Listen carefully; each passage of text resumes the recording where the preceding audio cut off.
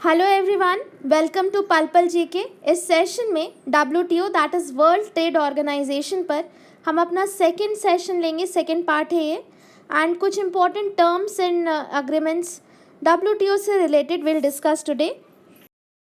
WTO के previous session में हमने ऑलरेडी डिस्कस कर लिया है introduction to WTO, then agreement on agriculture, NAMA that is non agricultural market access, most favored nation MFN, and national treatment.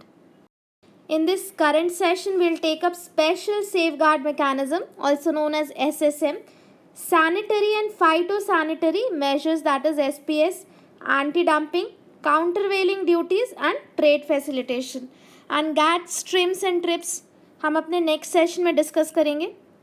So let's start today's discussion. Special safeguard mechanism, that is SSM.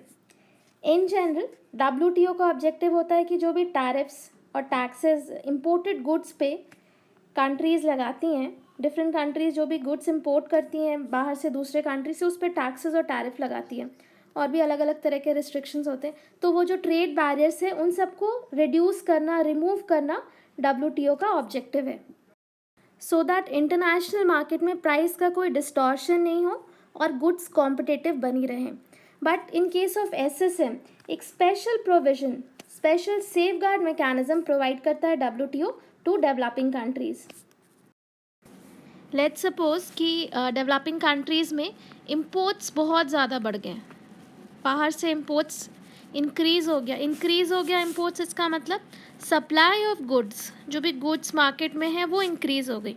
इसकी वजह से supply ज़्यादा है तो prices कम हो जाएंगे। Supply and demand का जो रूल है कि अगर सप्लाई बहुत ज़्यादा हो रहा है तो प्राइजेस ऑटोमेटिकली कम होंगी।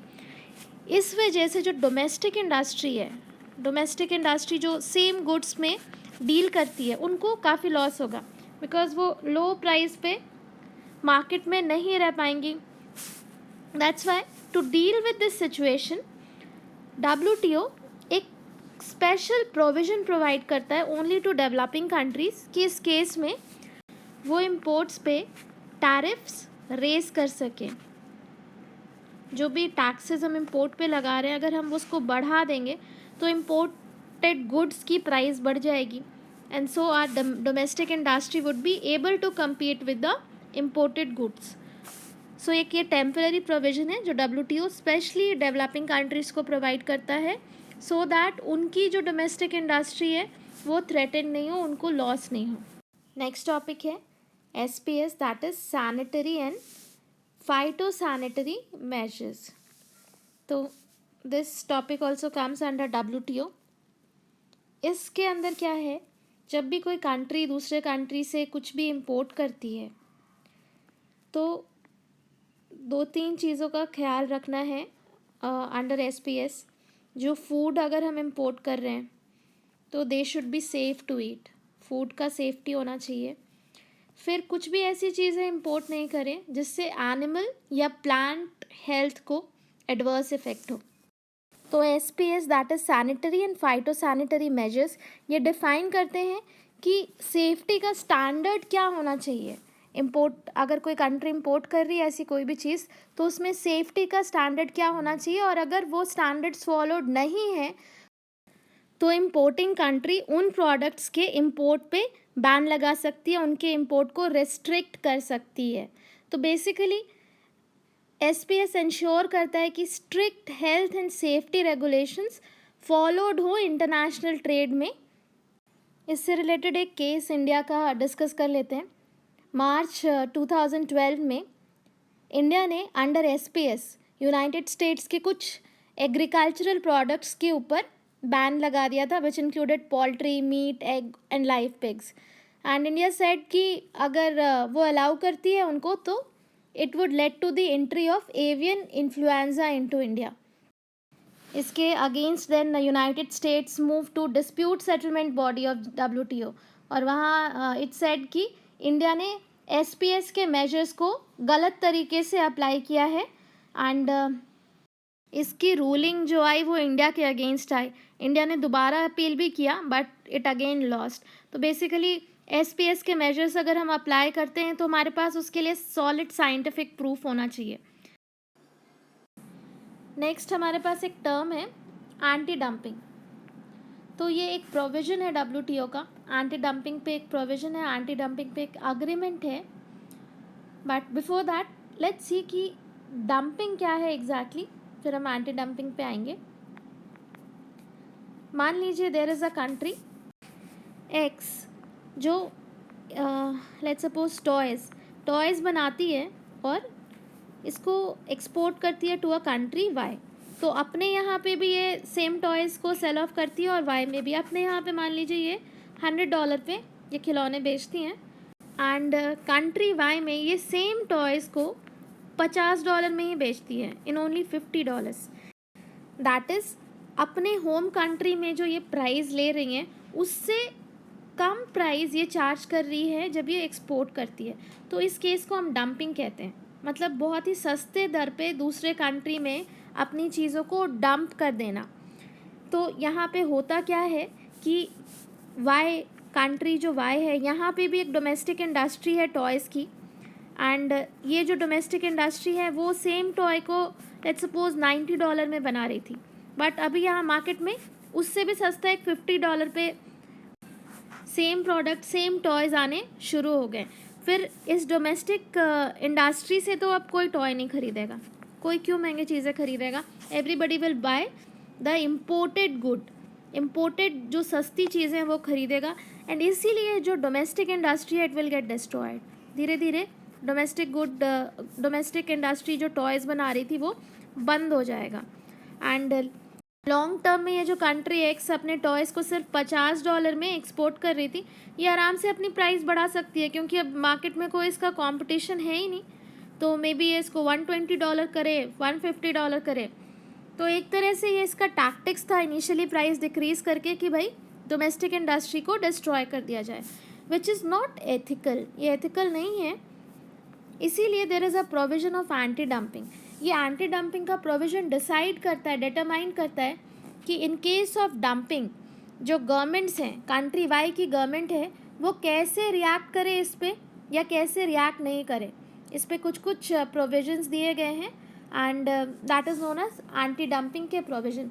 सबसे लाइव एग्जांपल अगर हम देखें वर्ल्ड इकोनॉमी में तो इट्स बीन सेड कि चाइना अपने बहुत सारे गुड्स डंप करता है दूसरी इकोनॉमीज़ में जाके बहुत सस्ते प्राइजेस में, और वहाँ की इंडस्ट्री को डिस्ट्रॉय करने में लगा हुआ है, वहाँ की डोमेस्टिक इंडस्ट्री को। Next topic is subsidies and countervailing measures. WTO के कुछ एग्रीमेंट्स हैं which are based on subsidies and countervailing measures. ये वो अग्रीमेंट्स हैं जो सब्सिडीज़ से डील करती हैं एंड इम्पोर्टिंग कंट्री कैसे रिएक्ट कर सकता है to counter the effect of subsidies उस पर बेस्ड है। सपोज़ कि एक एक्सपोर्टिंग कंट्री है E, ये XYZ गुड एक्सपोर्ट करती है टू अनदर कंट्री I एक इम्पोर्टिंग कंट्री है जो इससे XYZ गुड लेता है। Now the government of the country E वो XYZ के प्रोडक्शन पे सब्सिडी प्रोवाइड करती है, तो इसका कॉस्ट ऑफ द प्रोडक्शन जो XYZ का है वो तो कम हो गया क्योंकि गवर्नमेंट सब्सिडी प्रोवाइड करती है।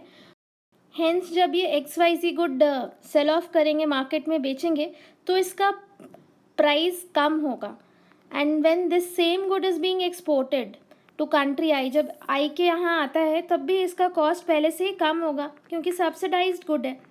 नाउ कंट्री I के भी domestic industry same XYZ goods produce कर रहे हैं, and this domestic product this has to compete with the subsidized XYZ जो imported good आ रहा है, subsidize उससे compete करना है, and इसका survival domestic XYZ का survival मुश्किल हो जाएगा। तो यहाँ इस केस में जो कंट्री आई है उसके पास दो ऑप्शंस हैं अंडर WTO एग्रीमेंट। पहला तो ये कि it can go to dispute settlement body of WTO, इसके पास जा सकता है, and it can seek for the withdrawal of the subsidy और the removal of the adverse effects of the subsidies. Subsidy से जो एडवर्स इफेक्ट हो रहा है उसके लिए ये डिस्प्यूट सेटलमेंट बॉडी के पास जा सकता है। सेकेंड ऑप्शन है कि ये काउंटरवेलिंग मेजर्स लगाए, that is countervailing duties charge करें on subsidised imported goods. Extra duty लगा सकते हैं ऑन सब्सिडाइज्ड इम्पोर्टेड गुड्स पे जो इनके डोमेस्टिक इंडस्ट्री को, डोमेस्टिक प्रोड्यूसर्स को हर्ट कर रही हूँ। उस केस में countervailing measures can be adopted. Trade facilitation, world trading system का एक मेजर इशू ये है कि the movement of goods across border for trade वो स्मूथ नहीं है, बहुत सारे हर्डल्स हैं उसमें, including bureaucratic delays and red tapism. So trade facilitation deals with the simplification, modernisation and harmonisation of export and import processes. पूरे export और import जो भी ट्रेडिंग के प्रोसेसेस हैं उसका सिंप्लीफिकेशन, मॉडर्नाइजेशन एंड हार्मोनाइजेशन से डील करता है। लाइक जो भी रिकॉर्ड्स हैं वो सारे कंप्यूटराइज्ड होने चाहिए, होल प्रोसेस स्ट्रीमलाइन होनी चाहिए ताकि movement, release and clearance of goods है उसमें कहीं भी रुकावट ना आए। Then there should be proper cooperation between the customs and other parties involve in international trade. Compliance जो भी इशूड करता है WTO वो पूरी की पूरी फॉलो होनी चाहिए बाय डिफरेंट मेंबर कंट्रीज। इसके अलावा ट्रेड फैसिलिटेशन में technical assistance and capacity building is also included.